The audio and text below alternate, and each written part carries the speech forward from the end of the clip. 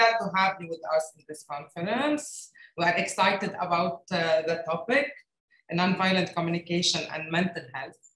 So Katrin is an NVC facilitator, nonviolent communication facilitator, project manager from ZEFD organization.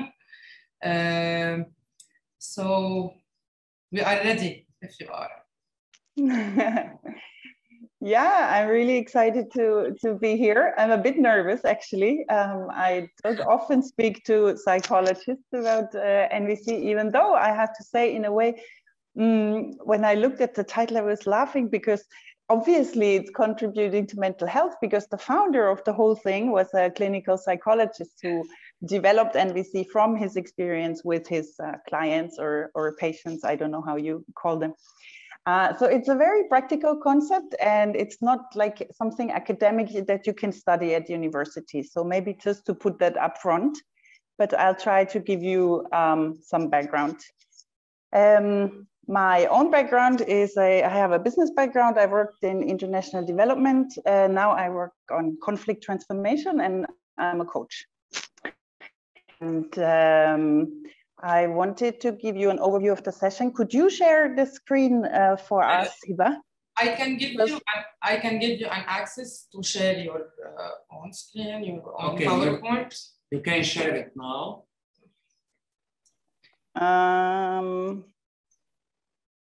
Wait, with these two devices, I'm a bit struggling right now, but let's see if I can do that.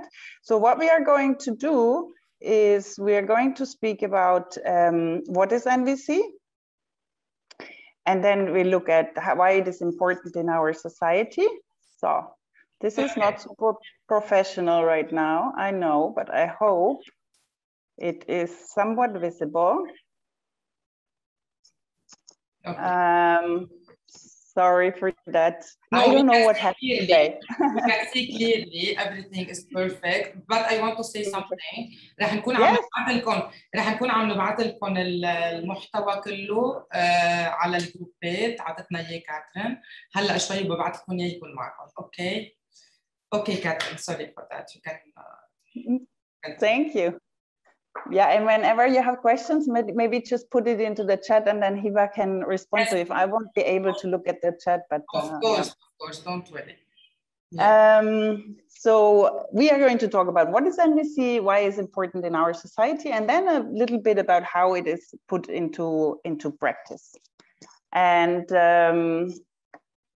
then we will have hopefully time for some questions and answers. And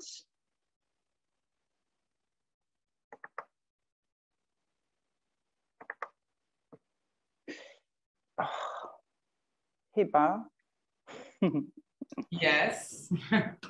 I'm struggling. All right.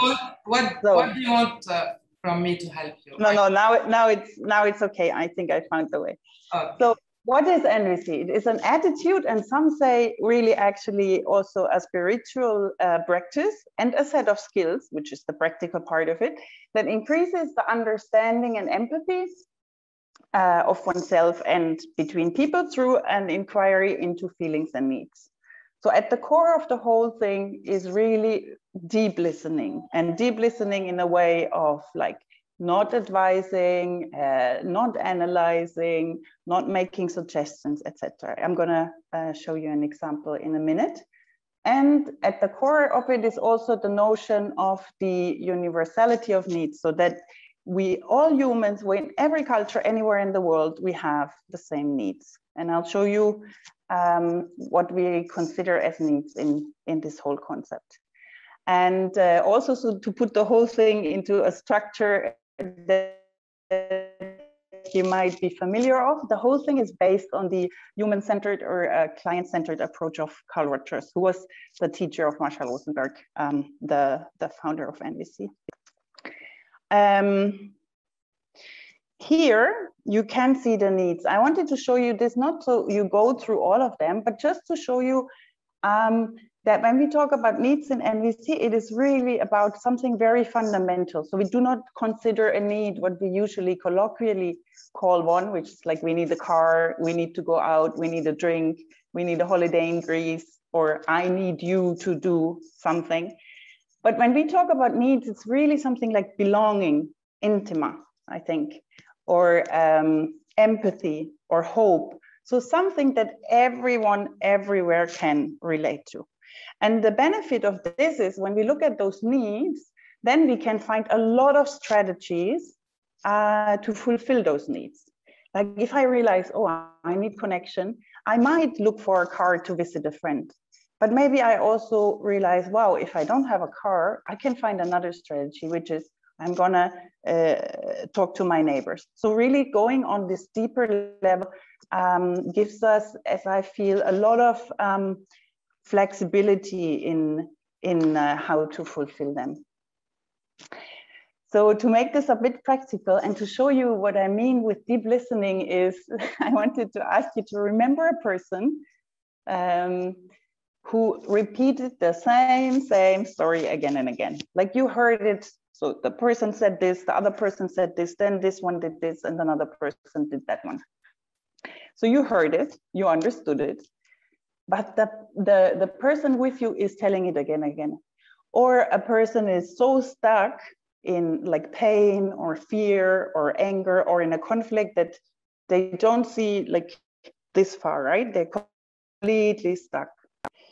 And you might have patients like this. You might see it in your family. I sometimes see it in myself, to be honest. I'm like, right? Because emotions are high.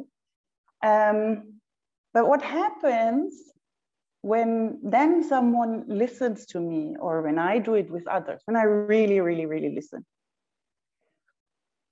and then you feel a kind of a shift, right? You see it in the face of the person, you see it in the body language, you can almost sense it in the energy in the room. There's this softening, something is like détention. And this is what we are actually looking for in NVC in many ways. Because no matter if I look at an internal conflict, as you often probably do, or if in conflict transformation, we look at solving issues between people, it is this shift, it is this like, which makes us then able to like step into action and listen to others at some point. So this is really fundamental. I also want to tell you very briefly what NVC is not, because we often have this thinking that it's limited to like physical violence, and it's not. It's actually more about like emotional, moral, or verbal violence, or maybe structural violence. And also, which is important, it's not about giving in. It's not about saying, yes, yes, you do whatever you want and you run me over. No, instead, it's really about understanding my fundamental needs and putting them into the room and then finding a way to meet them, but without compromising the needs of others. And another important point that it's nothing new. It's what the founder said, it's like bringing us back actually to our human nature, which is made to contribute to others. And we unlearn this in a way because we are socialized to be powerful, to be strong, to be, right, invulnerable. And here in NVC, we look more at like how much strength there actually is in vulnerability.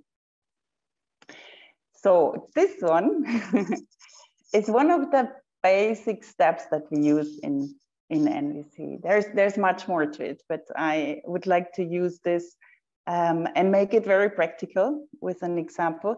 So to show you kind of the difference, I'm going to use an example which is very simple, and I apologize for it being very gendered, which is not my usual attitude. But I would like to use the example of a wife. That is, she's at home.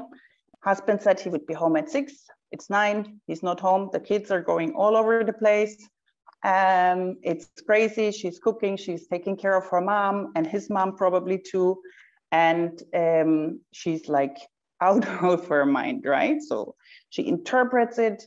When what you see on the right-hand side, you see the little jackal. That's in NVC, you use the jackal and the giraffe as two animals that are quite different. Both are important. The jackal is usually responsible to show us the red flag, to say, hey, something is really wrong. It's the one that runs on hormones and on our like almost animalistic history and past.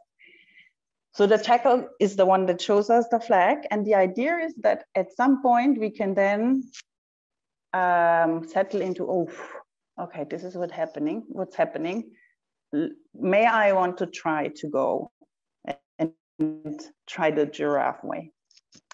But let's go first for the jackal. So the jackal, the interpretation is he doesn't care, he's mean, he's selfish, he's bad, he always does it, right? This is then the judgment that comes out. So in that stage, I'm taking the role of the wife. I'm not connected to my heart. I'm just connected more or less to my hormones, to my emotions, booms. And then I go straight to the strategy, which is probably like blaming him, telling him all the bad things he's ever done in his life, and putting a demand, which is usually you change, and then often combined with a threat. If you don't do this, I will leave you. I will do this. And we can probably imagine or know what happens. It's not entire happiness and joy in the family after that. I wouldn't say it's the wrong way, really. It's not like this. It's more like, do I want to try another way that like gets me more to the place where I want to be without all the stress and the hassle? So if I would try to be in this kind of giraffe NVC setting, I would just try to observe what's happening, right? I would say, okay, he said he would be home at 6, now it's 9. He didn't call in between. And then I would try and look at my feelings. And instead of just jumping on the first feeling I notice, which is anger, which is rage, I would try to look at what is deeper. And I would try and I would maybe find out I'm really exhausted. I'm anxious, I'm stressed, I'm afraid, and I'm out of wits what to do. And then based on that, I would try, based on those feelings, I would try and find out my needs, which is maybe something like mutuality, compassion, acknowledgement of all the work I do. I want to be seen, really. I want to see that someone acknowledges how much I'm putting into it. And probably I have a huge need for rest and for support. And when I come from this different place, I would try and make a request, not an ultimatum, not a demand, but a request that someone can say yes or no to. And it would need to be very concrete, ideally, for the person to respond to. So in NVC, one of the requests could be, would you be willing to be home at 5 tomorrow to support me? Or would you be willing to call me in the future by 3 a.m. if you know that you are going to be late, so I can fix my time better? I don't know if you feel that, but like, in a way, it opens the room really for discussion instead of like pushing the husband back out of the door, right? And I'd like to mention an aspect which I think is really important in this. It's like when I realize other needs in myself, which is, for example, towards the children, right? My need is that the children are safe. My need is that the children have good food. I really want the kids not to sit in front of the television for 5 hours waiting for their father to come home. then I can shift from he should do this, or he's doing something to me, to looking at I am doing all this because I'm fulfilling also my needs. So it's quite empowering, I find, and we can discuss it later. So for me personally, it was this shift from I have to, in this case, take care of the children, towards I want to take care of the children. I love someone else to do it, but I want the children to be safe. So this, I find, is really getting us out of a bit of a victim role. And there's one more aspect which is very important, which is like looking at the stimulus or seeing what others do as the stimulus and not the cause of our emotions. So in this case, for example, another day, the guy is late as well. Sorry, gentlemen in the room. But I am like totally happy. The kids are playing outside, they're fine. I'm chatting with a friend anyway. I wouldn't want to hear my husband what I'm talking about. So the same situation, but my reaction to it is different because at that point of time, I have different needs. So that is a really, really mega short summary of the whole thing. And I acknowledge that it will probably not satisfy all your need for knowledge or understanding or clarity. But I would leave it to that. So we have time for questions later, and would move straight into why I think that NVC is really important in our society on an individual level. Oh, thanks, Fatin. I get this, so thank you. I'm happy that it was clear for you at least. Yeah, so on an individual level, where I see NVC can be really useful is when we look at mental illnesses, which I think are really on the rise. Maybe suicide or the tendency, the thought of it at the beginning. Anxiety, definitely, loneliness, stress, and trauma. And I would say that's global thing, but yeah, in Lebanon, it's probably even more prevalent. So, and how I think it or how we have seen also how it can contribute is that it can contribute to a better understanding of ourselves, to connect with ourselves, to maybe see our feelings and needs not as something that's bad because we need to function, but just to understand all humans have this. This is part of us. It's nothing special. It's nothing to apologize for. And then to go into this self-acceptance. I have seen it, and it's been shown that it supports like inner conciliation and healing. Like at some point I start understanding also the inner conflict, like there's also different parts who want different things, and maybe to look at the different needs that we have. I have seen that it can break the cycle of violence in oneself and then within like the immediate environment. Like when we stop being violent to ourselves, saying, I'm not supposed to feel this, I'm not supposed to need this. And then, you know, going more and more into like self, putting ourselves down. As mentioned before, I really think it contributes to a sense of choice and of self-efficacy, and brings us out of like, I am the victim of everything. We are still probably victims, but like it diminishes and we feel more like in charge. And also what I can see is that the fear of conflict like goes down a bit once I realize that there's a difference between the person and their needs, which I understand and I accept, and the strategies, which I might totally detest. But it's not the person, it's the strategy, and there might be other ones. This is for the individual level, and in many ways, it just kind of moves up to the collective level in my view, when we look at, for example, political polarization, which is globally an issue, but definitely also in Lebanon, a collective trauma, this kind of sense of victimhood and powerlessness, and all these huge challenges that we face as humans that really require us to, in some way or the other, to work together to fix it. Otherwise, it might get a bit bad. Yeah, so in a way, when we start taking responsibility for our need, I think we can move away in some way, not always, from like blame and making others responsible towards like, okay, this is what I need and this is how I take care of.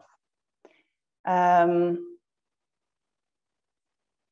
maybe have a better understanding that I have suffered and there's nothing that takes the suffering away.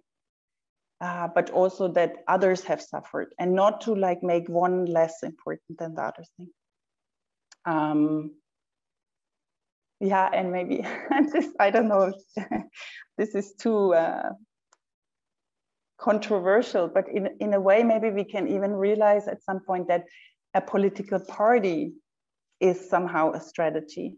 Like on all sides, humans want security, they want safety, they want, you know, respect, integrity, accountability, belonging. And which political party I choose is a strategy. It's not a need. So, you know, again, going away from, I hate this person because she's an agonist, or I hate this person because he's waiting for Hezbollah. You know, maybe at some point we can get away from that and see more, you know, the needs that we have all in common. I know we have only maximum 5 minutes left, and I try to give you a very quick overview of how we put NVC in practice.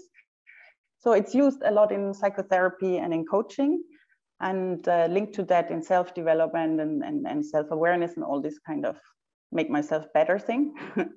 It's used a lot in conflict transformation and mediation, and in preventing violence. It's used with youth and rehabilitation, for example, of people in prisons.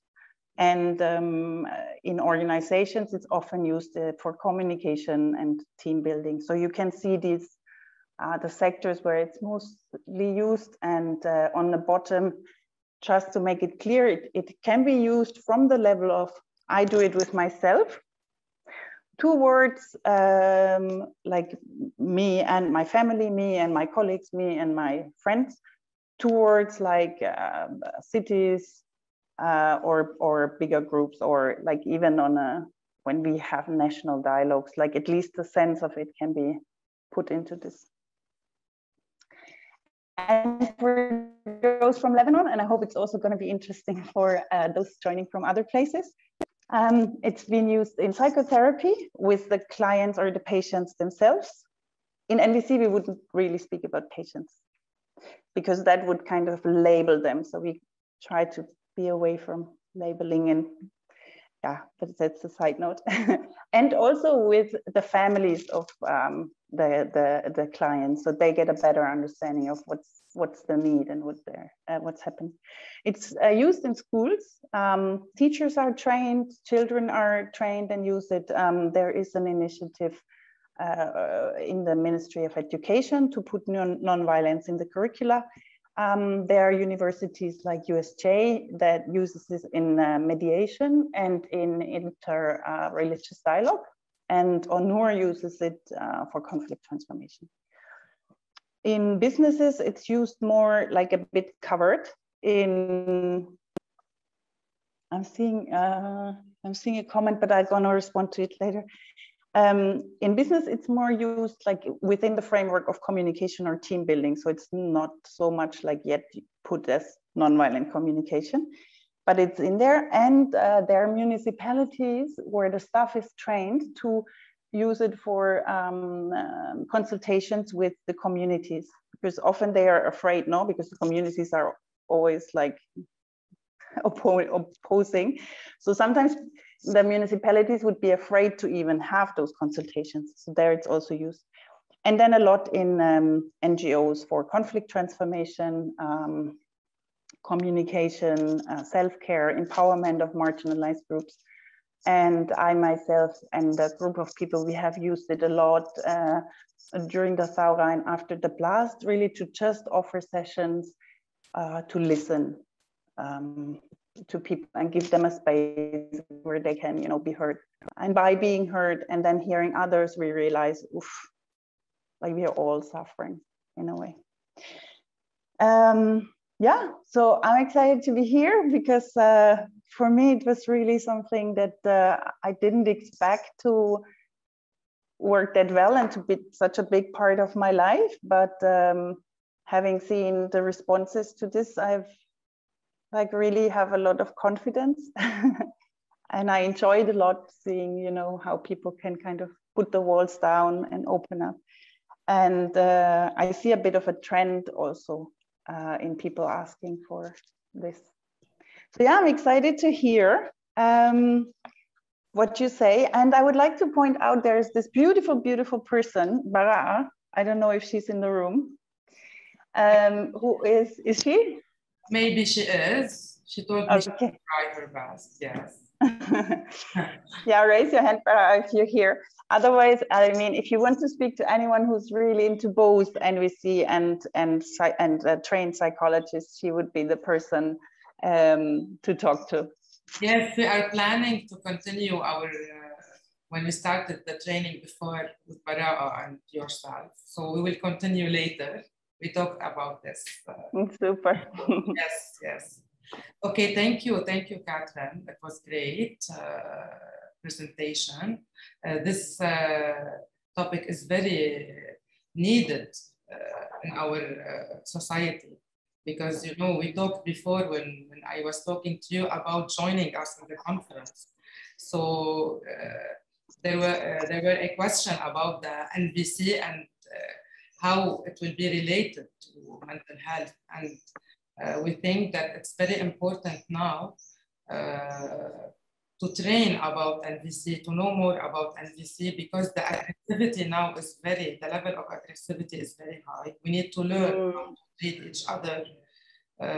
It's very important how to talk, how to receive the words. So yes, we do believe there is a lot of work, but we are, of course, optimistic.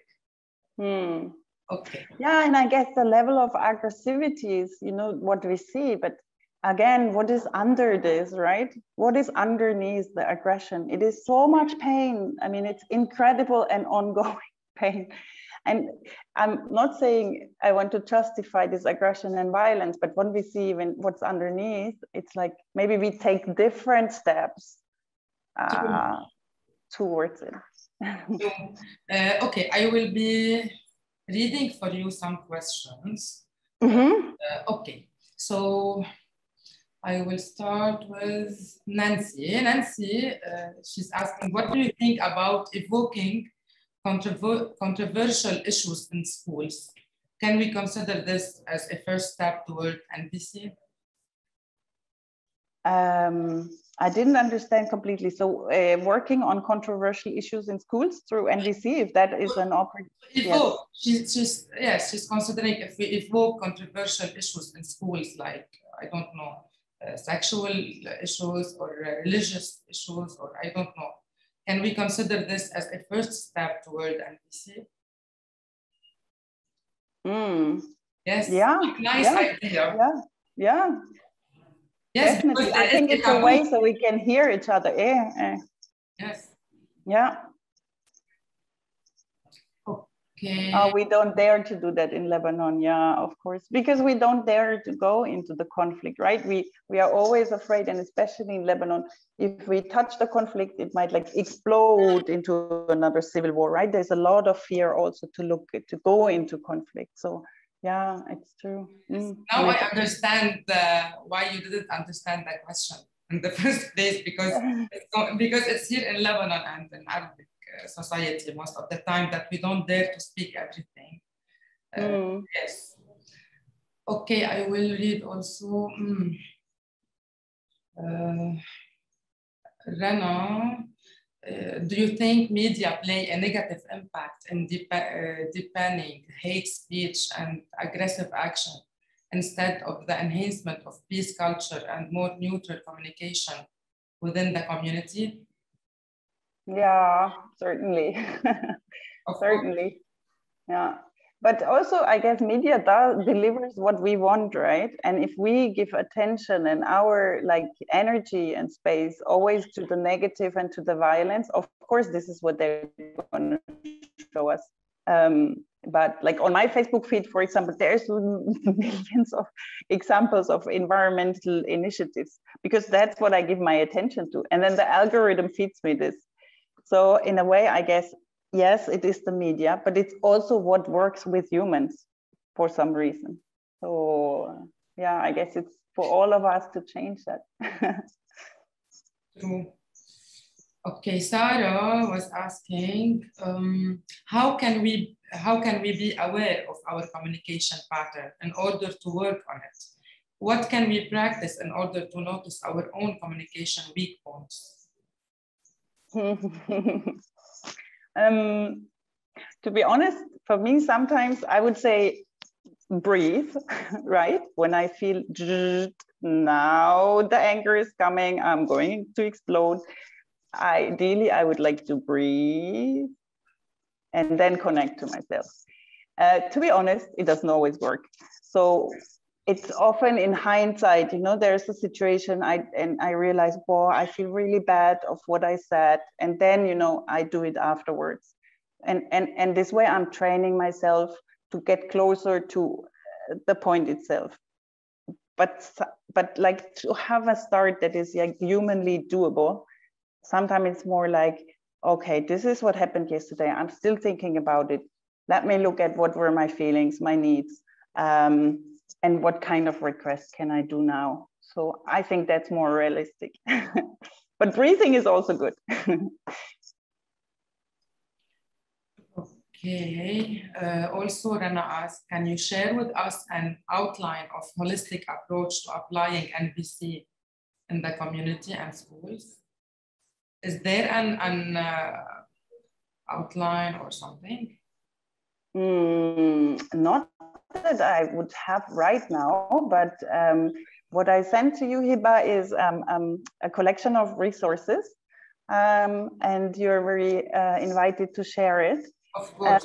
And also there is my email address, so please feel free to contact me. And also I can put you in touch, for example, with people who already use it in these sectors. So talking with them would, I think, really make this useful, because then also it's like Lebanonized and not just something that we get from the US. So please do reach out. Okay, great. Great, thank you. I will share with them your email address and everything you can send me. Okay, Robert says this subject is needed. It's need to be adopted worldwide to reduce political differences and conflicts between nations and societies. Perfect, true. Yes. Okay. Georgina, which brief therapy focuses the most on NVC apart from the centered approach of Rogers? Who are Rogers, actually? Which breathing, was it like which breathing technique would be most? Brief therapy. Which brief therapy focuses the most on NVC? And therapy, she means psychological therapy, obviously, because NVC, it's in some details, it's similar to Rogers. Yes, so she's asking, besides Rogers, which brief therapy focuses the most on NVC? أنا شفت عملت research ما كتير فيه. I wouldn't know. I know a little bit because okay, great, thanks. Yes, and mostly it's about Rogers' approach, mostly of the time, because the one who put this approach, the NVC approach, was fascinated by Rogers, so that's it until now. We need to talk more about NVC, especially in Arabic societies. It's not well known. Okay. And I just saw, Hiba, a comment that maybe it's positive psychology. And to be honest, I don't know much about positive psychology, but from what I perceive, and please take it from this point, in NVC, we're really not trying to say there are negative feelings or positive feelings. And I think that in positive psychology, we try to tend to move people towards, oh yeah, it's okay, you have the resources. But in NVC, it's a bit more like, whatever you feel, this is what you feel, and this is okay. So we, yeah. If I interpreted it wrong, please correct me. But just to add this. مزبوط ميرنا بالسيستميك، وهيدا الشيء منه كتير قديم، يعني هيدا الشيء مستجد ومعك حق فيه انه بالسيستميك ثيرابي they use a lot of NVC. Okay. Good to know. It's better أساساً بس excuse me Catherine, I want to speak a little bit in Arabic to explain something. بس بدي أقول لكم شغلة، إنه نحن وقت تعرفنا على كاترين من سنة، أكثر من سنة، وهي بتشتغل وكانت هون بلبنان، هي هلا من ألمانيا عم تحكينا، وهي كثير بتتنقل وكانت عايشة هون بلبنان، هلا انتقلت بسبب شوي وضع كورونا ورجع رح ترجع تجي كمان. بيشتغلوا NVC مش بس للسايكولوجيست، هو ما كان اصلا بعد عم يشتغلوا معنا بلبنان دايركتلي مع السايكولوجيست، هو اوفر اول بيتداخل مع كل شيء نحن بنعمله، وتعرفنا عليه من سنه مع كاترين، واكتشفنا اهميته خاصه بوقت الازمات. ونحن كسايكولوجيست نعرف حالنا، انا بعترف من حالي انه من وقت ما بطلع بالسياره ببلش بعصب وبكرفت وبرجع بعدين بوعى وبنتبه على حالي مثل كلياتنا، والظروف اثرت علينا. بس الNVC الطريقه كيف بيفكروا وكيف بيشتغلوا بلا بتاثر انه نضلنا اوير، بيكون في بليس دو كونسيانس على نحن كيف حنطلع هيدي المشاعر. بقى لما انعرضنا على كاترين نعمل هيدا البريزنتاسيون، اتفقنا انه قديش بيتفقوا مع بعضهم، وبنلتقى بكثير مطارح انه الNVC قد ايه بياثر على انه اذا نحن تعلمنا هيدا الابروتش وهيدي الطريقه وفوتناها على حياتنا اليوميه وتصير واي اوف لايف، لا كثير بتفرق. وانا بعرف كثير عالم غيروا حياتهم من وراء هيدا الموضوع، ونحن صراحه كل شيء بيفيدنا بدنا نفوته على السايكولوجي، فينا نفوت كل شيء ممكن يفيد ابروشات. وفي اسئله يمكن كاترين ما تقدر تجاوب عليها بحكم انها منا سايكولوجيست منا سايكوثيرابيست، وهذا شيء طبيعي، كرمال هيك عم نتناقش على صوت عالي سوا. Thank you, Catherine. I was explaining some things to the colleagues. Okay. And I understood I'm in Germany, but I came back 2 weeks ago. I know. I remember. That's why I didn't translate to you. I know you understand what I was saying. Okay. And true, yeah, Ogarit is working on NVC and teaching. That's Onur, the university as mentioned, yes. Okay. And Tanya Khora and Rita Ayub, and there's a guy called Hamada Jumma. There's a number of people who do that here, and we support them and work with them, and yeah. Okay. زهرة ما تعتلي هم، نحن حنعمل الNVC حنكمل مع كاترين، متفقين معها لأنه كتير مهم. طيب كاترين, I want to thank you for this presentation, for your wonderful information. As we promised before, we will continue together the NVC training with you and Bara'a and everyone who can contribute to this message, to share it with everyone we can. Thank you. Do you want to say something before we finish? We have another intervention in 8 minutes. Oh yeah, no, then I want to respect your time, but maybe Mirna and I don't know others, if you're already using it, it would be so nice to collaborate and be in touch. So please send me an email. And yeah, have a wonderful continuation. Thank you so much. Thank you so much, Catherine. We'll see you soon, hopefully. ويعطيكم العافية. Merci. أهلا فيك. Ciao. Bye. Bye.